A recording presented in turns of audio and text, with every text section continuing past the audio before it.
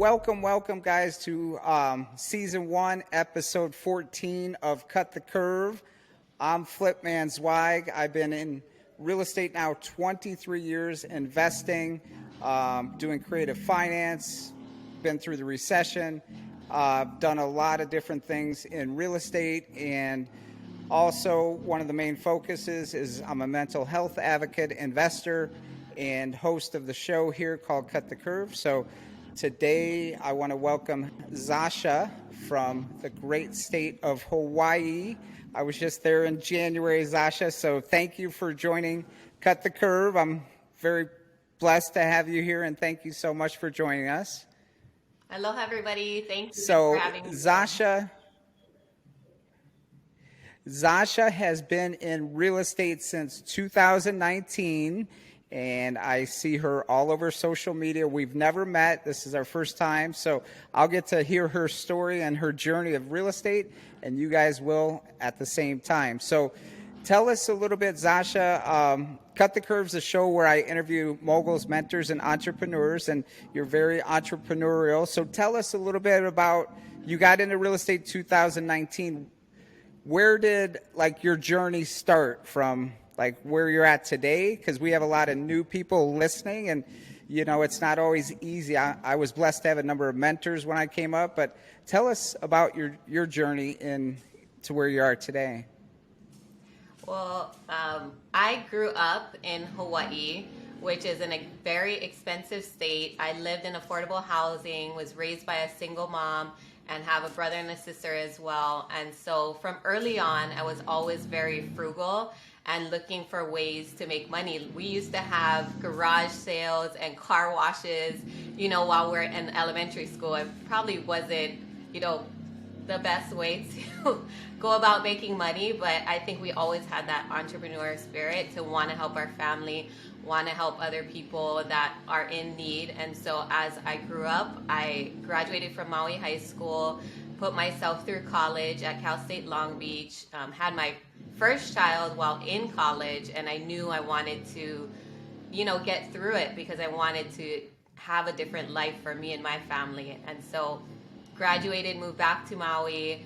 I had my degree in civil engineering, which was a task in itself, but I knew in order to move back to an expensive state, you have to be a doctor, a lawyer, an engineer, or someone in order to afford to live here. So when I moved back, I ended up renting a place. My mom was renting, and we decided, hey, let's try to get a house, and we could qualify for, a single family or duplex together. And so that's what we did. We bought a duplex and kind of house hacked it, ended up renting the other side. My mom moved away. I rented a room on my side. And at that time, I wasn't really into real estate investing. I didn't know what that was. It was just making it work in an expensive market. And so after we had sold that house, I moved into a fixer-upper. Same thing. I was working in my engineering job, working 60 to 70-hour weeks, but also always being frugal and mindful and saving, because I knew, if anything were to happen to me or my husband, then, we would have to be able to survive and take care of the kids, at least one of us. And that kind of set it off. When we bought our fixer-upper, it was around $413,000. We put about $80,000 into it that we had saved. And I went to the bank one day and I was talking to the teller, and I was like, oh my gosh, we just spent all our savings in this house. And she's like, why don't you try get a refi or do get a HELOC?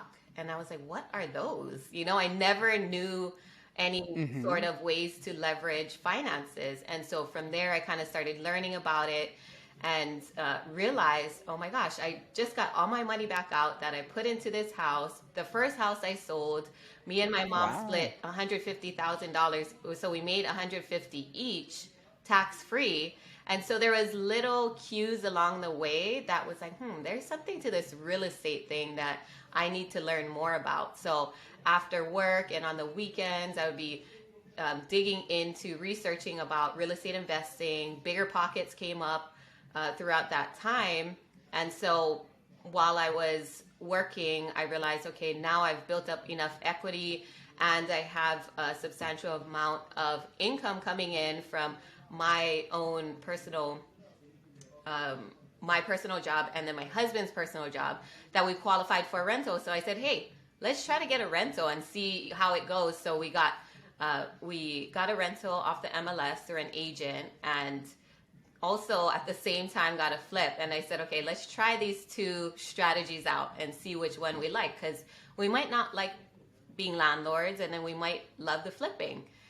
So we did that, and I honestly just fumbled through it all. I was learning along the way, watching YouTube, going on Bigger Pockets, using as much free resources and books that I could to learn it, because I knew I was very hands-on. And at that time, I bought the rental we bought and the flip we bought were both condos, because I said, hey, we don't need to start off with a major fixer. Like, we have a family, we want to mitigate our risk, and buying a $300,000 condo at that time was like, okay, that's easier than buying a $500,000 fixer, which is the median over here. Right. So we did that. We flipped the condo in 45 days. It took us 30 days to renovate and 15 days to sell to a cash buyer who wanted to buy it for a retirement home. And we made $103,000 off that first flip. And so I was like, okay. On your first flip. Yeah. Now I see. Well, and wow. So I was only making $70,000 as an engineer, 60 to 70 hours working, doing hotel design, grading underground utilities for shopping centers, $70,000 a year, 365 days. Took me 45 days to make $103,000. So it was like, ding, that's the light bulb. Wow. So the light bulb went off. When you guys got that money in your bank account, you're like, this is real. This really can happen. And that's exciting. So I love your story. Like, you grew up not knowing what you didn't know, and you had to seek knowledge somewhere. So you thought the path was to go to college, get your engineering degree. And I'm sure that was a hard work, sacrifice, dedication. So all those skills are probably applying to your entrepreneurial business now in 2022. And guys, she's only been doing this, 3 years full time, Zasha? Yes, yeah. Has it been 3 years? Well, it's been 2 years full time. So you could see. I actually quit my job in January. January 31st was the last day of 2020, was the last day of my job right before the pandemic hit. So that's like another story. But yeah, so it's been 2 full years basically. That we never forget when we left corporate America, right? Like, we have that ingrained because it changes your life. Like, I couldn't imagine still being at a corporate job. Like, again, like you said, you're working 60, 70 hours a week, and you're not making six figures. That's for sure. Most of the time, I'd say. So had you always been entrepreneurial growing up? I know you said you had the garage sales, the car washes, like, because you got to hustle in this business, right? Plus, you have to have systems. So being an engineer, I'm sure that's very helpful. So were you always the hustle? Did you learn that from somewhere, or is that just in Zasha? I learned that very much from my mom. I mean, she was working 3 different jobs. When you're in that situation, I kind of took over taking care of my brother and my sister. And so just seeing her work ethic, I think anything that I do, I go 100%. And even in my job, right? I was working a 40-hour salary, but still working 60 to 70 hours because I was so dedicated to making sure that our clients too got quality work. We met deadlines. I've just always been that person to make sure that everything I do is done very well. Right. And I hear that a lot with our students. Like, they're only obligated for 50, but at the end of the week, they're there 70, 80 hours a week, and they're making the same money because they just want to do a great job for the company. So that's not like foreign for a lot of entrepreneurs that have left that space.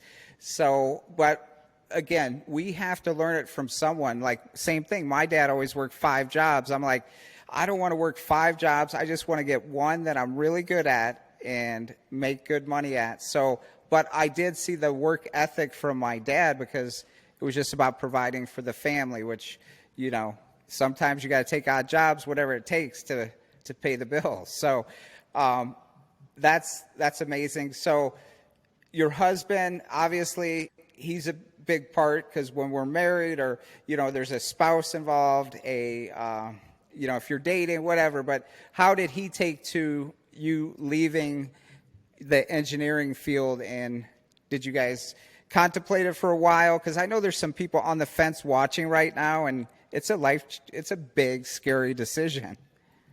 He actually was the one who had suggested me quitting a long time ago, because he is an entrepreneur himself. He owns his own plumbing company. And now we have 6 employees. We have a warehouse, 2 offices. Like both of our endeavors have grown a lot. So he was saying, hey, why don't you quit that job? Help me on this side. You could, you know, find another thing to do on the side that could supplement the income, but he's already making enough. But for me, I think I've always been very cautious in making sure that we both have stable income, so that if something happens to one of us, that, you know, the other one could take over. But he had suggested to me at least a year before I quit, hey, you know, this is taking a toll on you. I don't mind playing Mr. Dad or Mr. Mom, you know, taking care of the kids, showering them, feeding them dinner, Right. because I would leave for work at 6:30. I would go drop off one of the kids, get to work, and then I wouldn't come home until 7, 8 o'clock some nights when we had deadlines and things like that. So it was very taxing, not only on me, but on my family. And so that was the wake-up call for me as well, was like, oh my gosh, I could make this in 45 days and not have to, you know, work till I'm tired, and my family's not getting the best of me, they're getting the rest of me. And I want to be there. I want to be a proactive parent. Right. And Right. for me, I was always asking for, you know, I couldn't be at things because I had to ask for permission to take time off to be there for my kids. Wow. That's Yes. what really hit me, to where this is why I want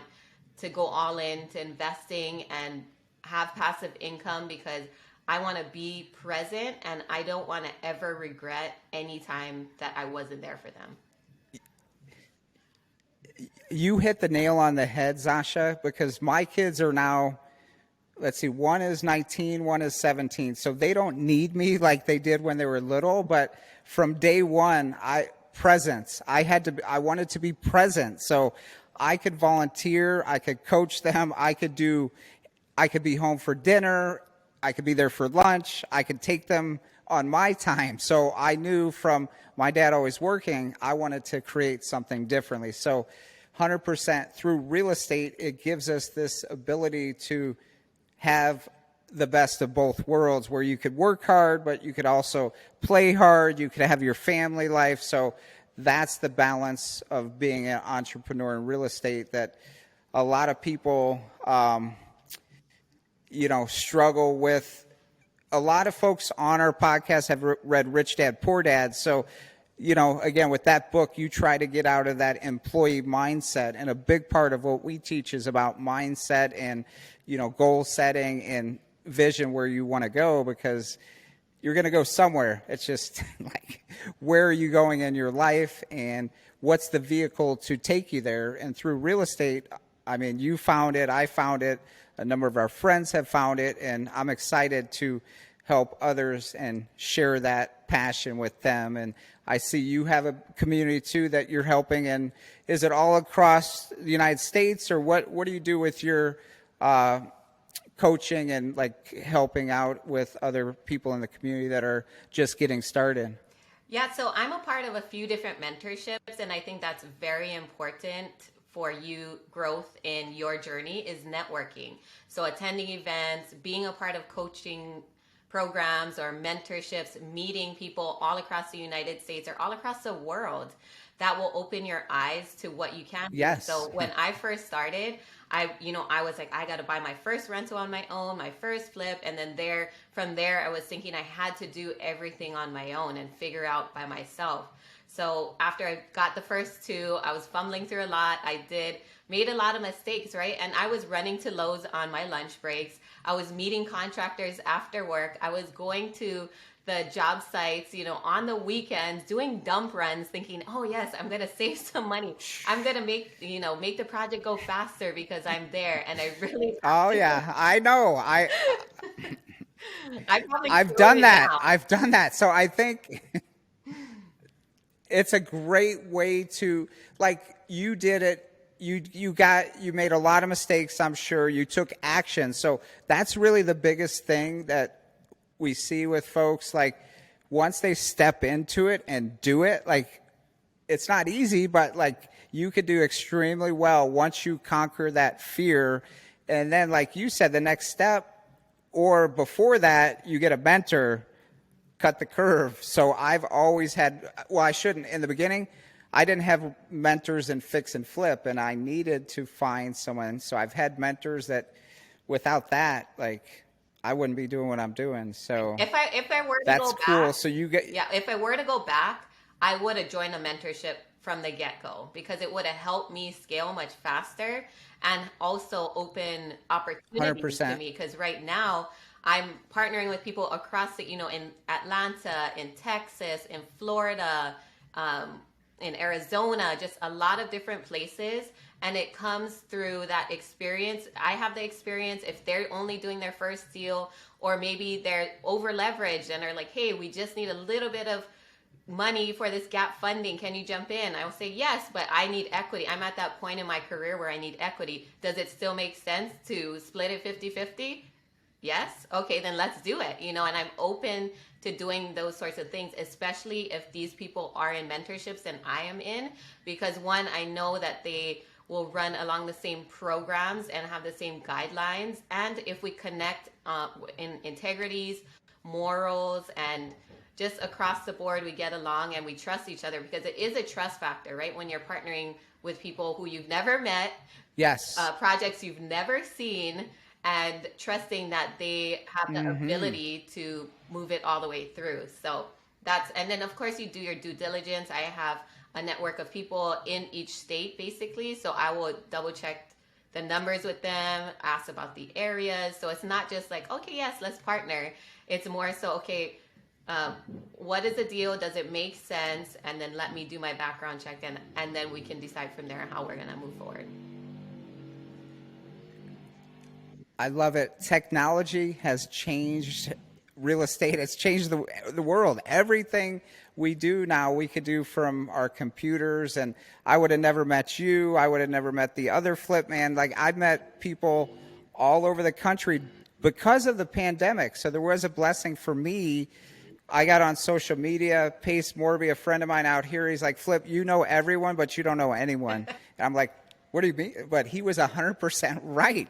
And now, yeah, it just opens up a vast pool of people that not only you could JV with, but you could help along their journey because you've been through certain deals that they may not understand. And yeah, so that's very exciting that you're able to connect. And I think that's great advice. Like, looking back too, I would have got a mentor day one in fix and flip, but I tried to figure out myself and made a lot of mistakes. Right. And we're all on our own path. And I think a lot of times, like you said in the beginning, it's all about your mindset. So you have to have this mindset of abundance, not scarcity, to open the doors to more opportunities, and more people will connect with that. And so I think even as I continue to partner with people, there's just so many different ways that things could get done. And a lot of people just need that confidence, right? If you're an experienced investor and there's a new investor, they're just so scared to take that, first step. It's like, why not just partner? Let's partner. Even though you make less profit, you'll get your first deal done. And then after that, take off and fly. Like, we don't need to continue to do partnerships. I would love it. But, 100%. It's I say the same. I see the same thing. Yeah. Just open up the confidence. Open up, like, jump. Like, if you don't know how to swim, like, you got to jump in and you got to do it. But then you have a swim coach. If you don't know how to ride your bike, someone's teaching you, and then you go and do, because there's so many different paths too, that you may like this one path, but all of a sudden there may be another avenue that this other person wants to get into, but they got to get in somewhere is the thing. So I agree. I would just start, and like you said, Zasha, is get in a program, get in a community, get in with a coach. There's whatever you want to learn, it's on YouTube. You do YouTube study. Then really though, when you're in a paid program, I think not because I sell my program, and we don't sell it for very much, but like I've seen success, and I know like it changes people's lives. So it's beautiful too, but they have to trust that it's going to work. And I'd say they'd have to stick to the program, because, it's consistency, it's taking action, and it's like working through the problems to get to where they want to go. Hey guys, quick announcement. I just launched my new Passive Income Accelerator course. In this course, you'll learn how I built my Airbnb portfolio to 10 properties and growing, while amassing $3,000 to $5,000 per property per month. If you want to learn more, go to piaaccelerator.com/go and sign up for the early bird special. And now back to the podcast. Yeah, and I can say another benefit too of having a mentor or somebody to coach you along is that they will help you to believe in yourself and believe that you can accomplish more. Like, you are not living to your full potential right now. There's so many more doors that could open up. And that's kind of my first coach was Ryan Pineda. And I remember just sitting on his couch. We had a small mastermind one day, and he was like, dude, that's where he said, dude, just quit your job. And I was like, I can't. What about my health insurance? What if something happens to my husband? What if this is just lucky? What if I just got lucky with these deals? And he was like, okay, you have to be very lucky. Right. Second one. It's not like it's just your first one.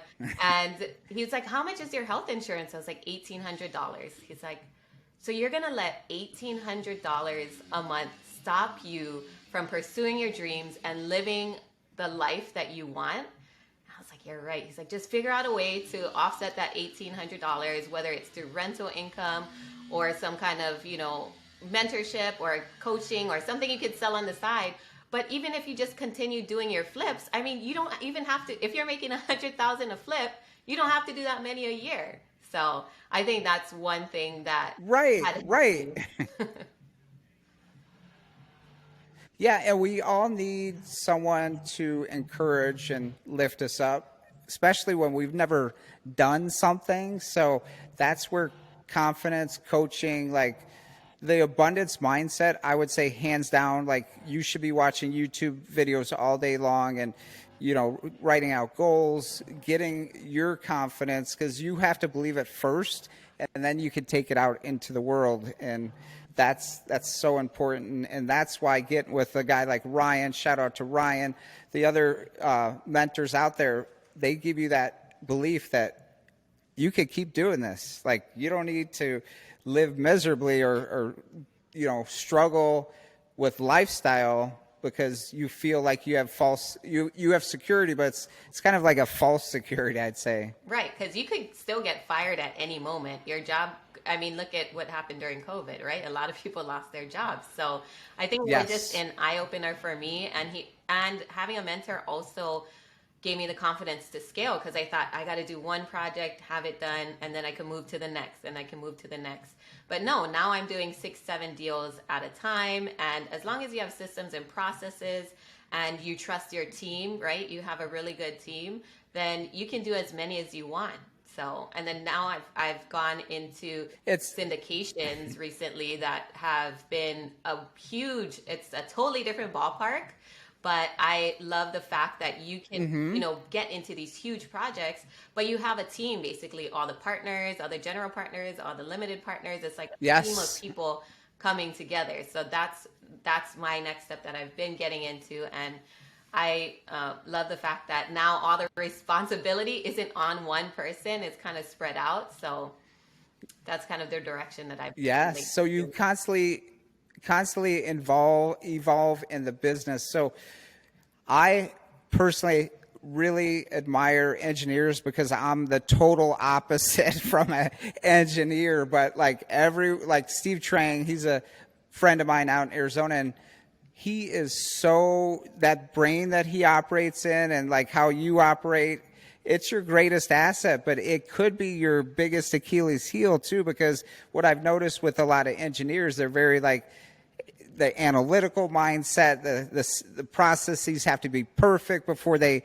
actually step forward. So talk to me a little bit about that mind of an engineer or someone like that watching right now. What would you advise them to do? Because, you know, nothing's perfect, right? Like, I definitely I like 1+1=2. If 1+1 = the sky, then I'm like, okay, what is going on? Or if things go haywire in projects. But because I was already an engineer managing projects before, I kind of already dealt with handling subcontractors, handling project deadlines, budgeting, okay. things like that. So I was already further along in my career. I'm still a licensed civil engineer, but I kind of was already used to that and dealing with issues. And I just knew I'm always going to find a way. I'm always going to find a way to win. As long as you have different exit strategies, I feel like maybe that will give more comfort to people, is when you're analyzing deals, look at it as, okay, Like that. if I flip it, if I'm going to wholesale it, or if I'm going to rent it, at least have one other strategy in case the first one doesn't work out. So you got to get deeper discounted deals. So it'll make sense in the end. Yes, I always learn to have 3 or 4 exit strategies so you don't get pigeonholed into, if you don't do it this way, you're going to lose. So there's ways to mitigate risk, guys. You just have to get educated on how to be creative. You know, there's a lot of creative financing coming back in the marketplace right now. I mean, I'm very excited about what's going to happen in the next 6 months because of the shift in the market, the creative finance deals that we're seeing already. There's going to be a lot of opportunities. So what are you seeing? Well, first of all, I was in Hawaii, Maui. I wish I would have known you. We were out there in January. We didn't want to leave. We were there for we booked it for 2 weeks, but we stayed 3.5 weeks. So I got the Tory hat on, the designer out there. But you started your career in one of the most expensive places in America. Did you just, was that, I'm here, I got to do it here? Or did you what was the thought process around doing that first one with your mom? That was just because I was here and I didn't have the risk tolerance to go out of state, or even the time to understand other people's markets, because I was working full time already. So I figured I learn the basics, do it here, get my feet wet, and then I can move on to bigger and better things. But honestly, I just use my my gut feeling and what made sense, right? If I seen something that was listed on the market for $300,000 and something recently sold in that same area for, let's say, $500,000, I'm like, okay, it can't be $200,000 to fix this up in costs. And so that's kind of how you just use common sense a little bit especially I bought condos. Right. Condos are a way lesser renovation than a single family home or a duplex or something bigger than that. Yes, good point. So I was like, okay, if I can even get this condo renovated for $50,000, my house costs $80,000, so I was just kind of guesstimating, I'd still make money. So that's, I don't advise people to do it that way, but just, using logic has helped me along the way just to figure out, is this a good way to go, or is this a good deal? And generally speaking, if in an expensive market, you can have those big gaps, right, in purchase price and sale. Mm-hmm. And over here, the appreciation is crazy. I think one of my rentals... I thought Arizona was... One of my rentals in October of last year appraised for $700,000. And then I went to go in to get a HELOC in January, and it appraised for $1,050,000. So it was crazy. In a couple of months, it just shot up because there's such a limited market here but it's so desirable. I mean, you came here, you know how it is to be on an island. Who wouldn't want to live in Maui? People want to retire I here. was at the beach every day. They're selling their homes, like, in New York and wherever the case may be, pulling cash Yeah. out and just buying things cash here. So I know already, if I go into an area on Maui that people are wanting to retire in, a lot of them are cash buyers because they're using their full retirement, paying something off, and then just living the rest of their life without, any real expenses. I mean, your mortgage is everybody's biggest expense. So that was my Right. Well, why I what a wanted place to live read. here. Again, you have water, you have climate. I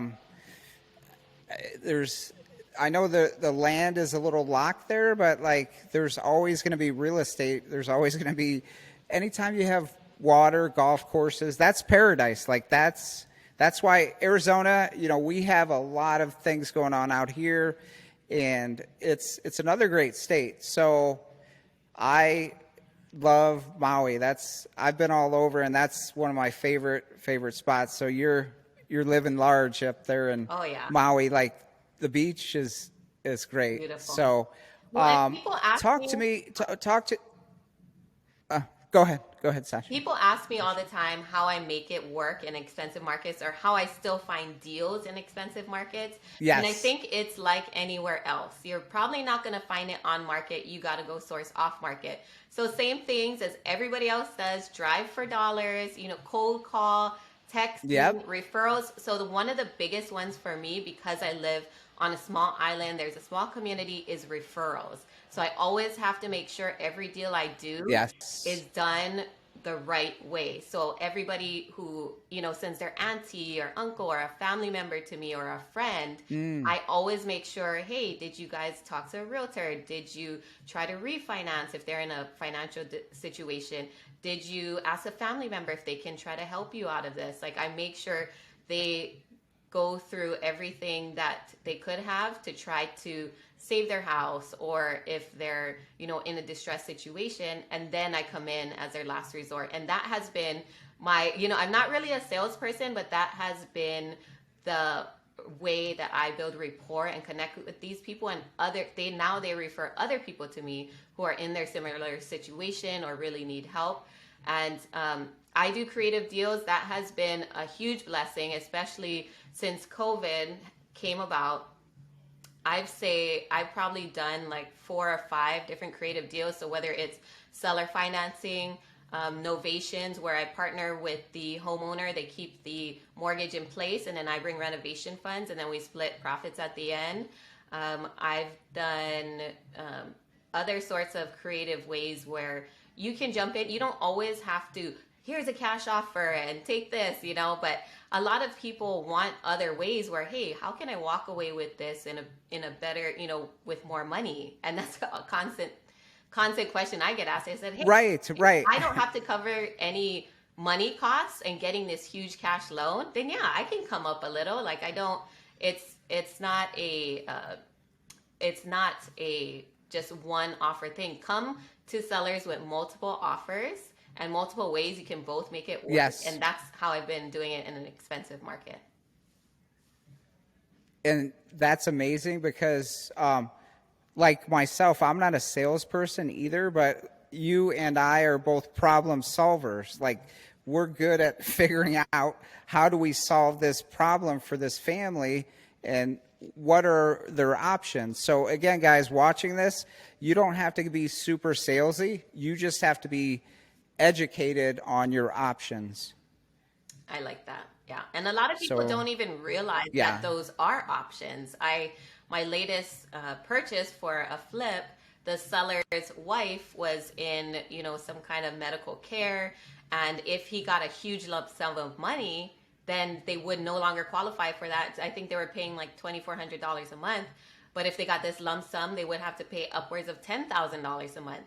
And so now he agreed to seller finance and getting $2,400 a month, the exact amount he needed for his wife's medical care until, we have a 5-year note. But those are just some ways that you can get creative with sellers where it really truly is a win-win. Yeah, that's beautiful. And the other point you mentioned was referrals. So we always joke it's a big world, but it's actually a small world because everyone knows someone. So my mentor did teach me, Zasha, I mean, he taught me for 6 years and he's in his 80s now. But the biggest thing I learned from him is being honorable on all your business transactions. And it's hard some days, guys, when you're doing deal and you're like, but it's always a better way to conduct business because the universe will reward you with like tons of referrals. So that would be big picture advice for folks watching. Yeah, and I mean, I live on Maui. My kids go to school here. There is a lot of connections, especially in the business world, and I always want to know that I did the right thing, and not leaving anybody with the wrong feeling, because I've had wholesalers approach me and I talk to the seller, they're like, oh, they're not buying the deal, and I go back to the wholesaler, I'm like, you didn't tell them that you're selling to you're assigning this contract. And they're like, oh, well, I said that we Always be upfront. I know. I said, oh my gosh, I cannot. I said, you got to be upfront with this person because they're going to come around and then think that I somehow did something. So it's always great. And I think it's maybe lack of education, lack of maybe fear that, oh, we're going to lose a deal if we disclose, but it's always better to explain it, educate it. One of the things I really caught my eye when I was watching your Instagram, Zasha, is how you give back to the community. And I'm looking for a way, so I'm glad I got you on the podcast and some of the other viewers. So can you tell us a little bit about that philanthropy that you're doing within the real estate community when you work with different people and so forth? Well, especially because I'm from Hawaii, where the stigma is, there's a limited amount of land that people, especially investing, just want money. And I like to shed light on a different perspective with it, is that when I fix and flip, I often don't choose the highest offer. It just depends on what area it is. Of course, if there's only, retirees or people from the mainland that want to move there, then that's the only choice. But if there's other local people in the community or first-time home buyers that are looking for a place for themselves, I will oftentimes consider their offer over the highest bid, because if I make my quota or my profit margin, you can always make more, but can you always help somebody who really wants a home or is doing all that they can to get this property for their family? That's how you can make a decision, a difference in these people's lives, and not only your own, but also them and their families. And then also I have rentals here that I do rent to Section 8 tenants and people that have vouchers or some kind of rental assistance to Catholic charities.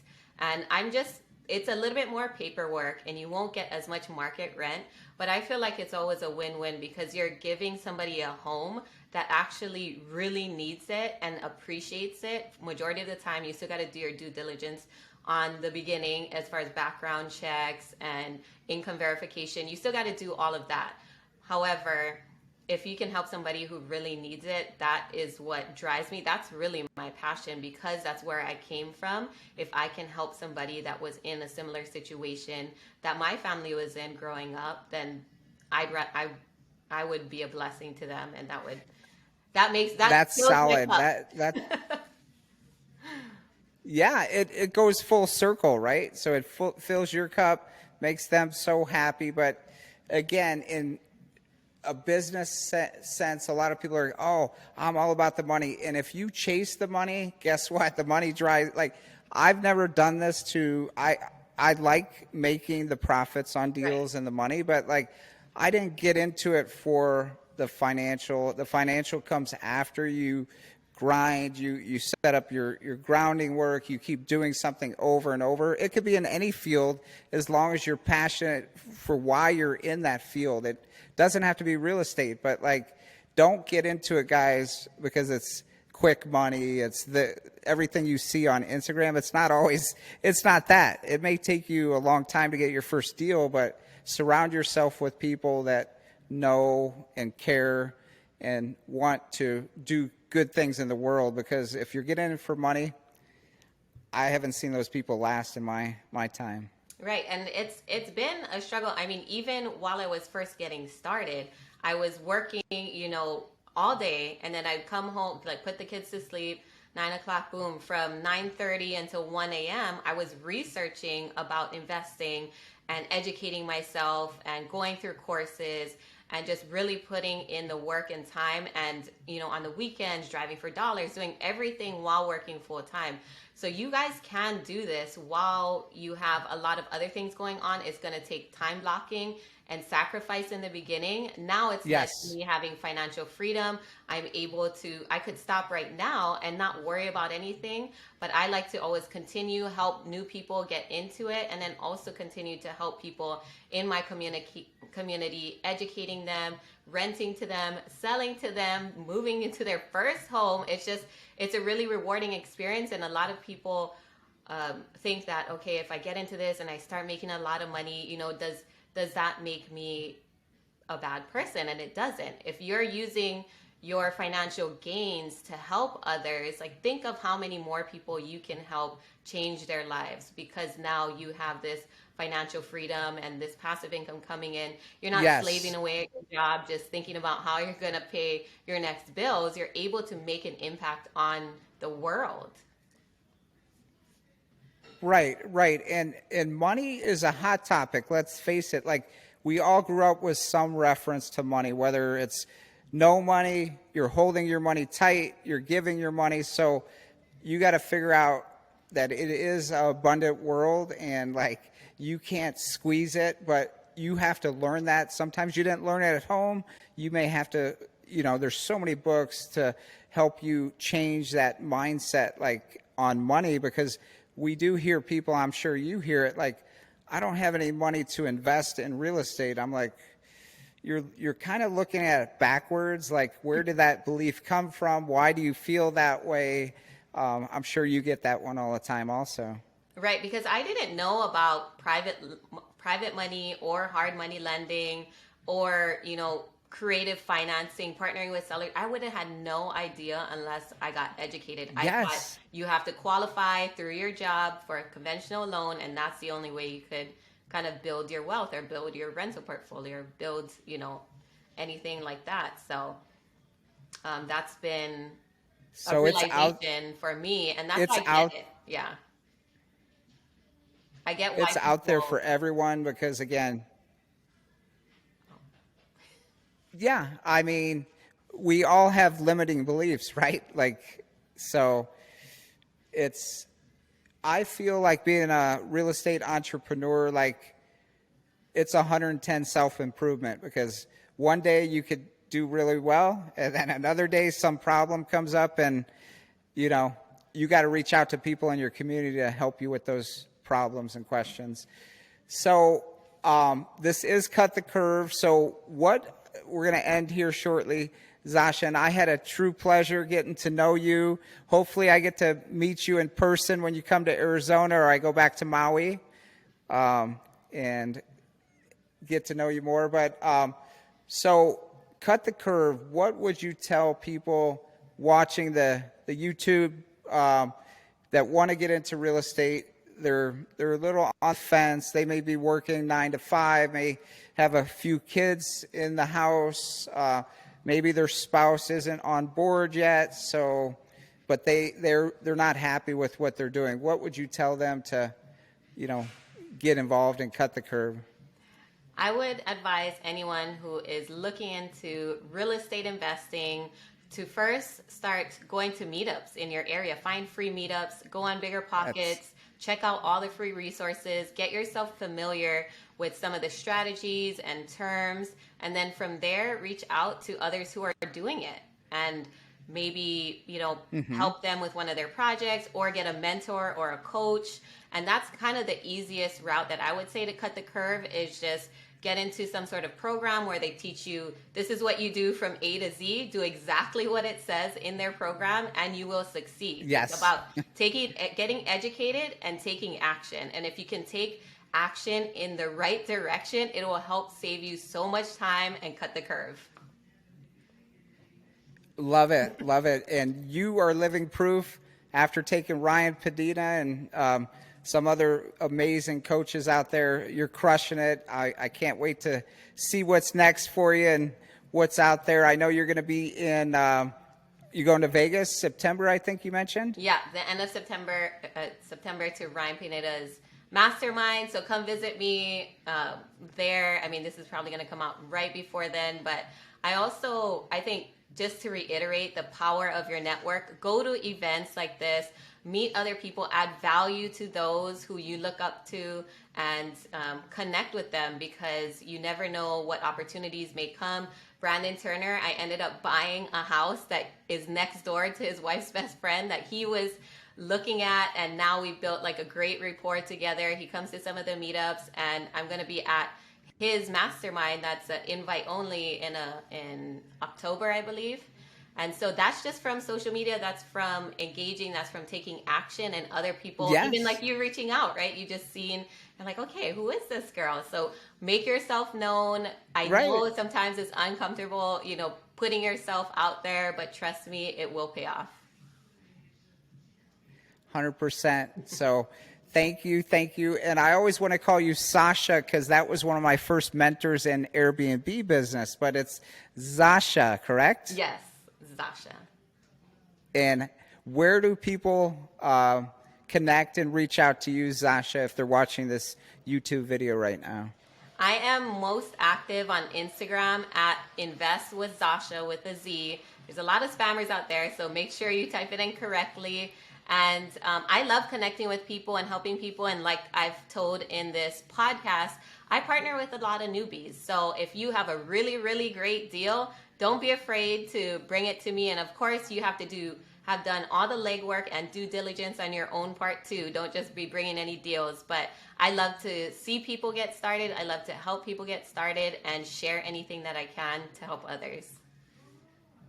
Love it. And viewers out there, reach out to people doing deals and provide value. Like Zasha's saying right now, she's calling you guys to send her deals. There's no greater value than that, than you could provide someone already doing deals. And it's a great way to get into the game with not all the risk. You got someone who's been doing it 3-4 years. She's doing extremely well. So definitely hook up, provide value that way, because you can't call someone and say, I want to take you for coffee or tea, or it's a different world now.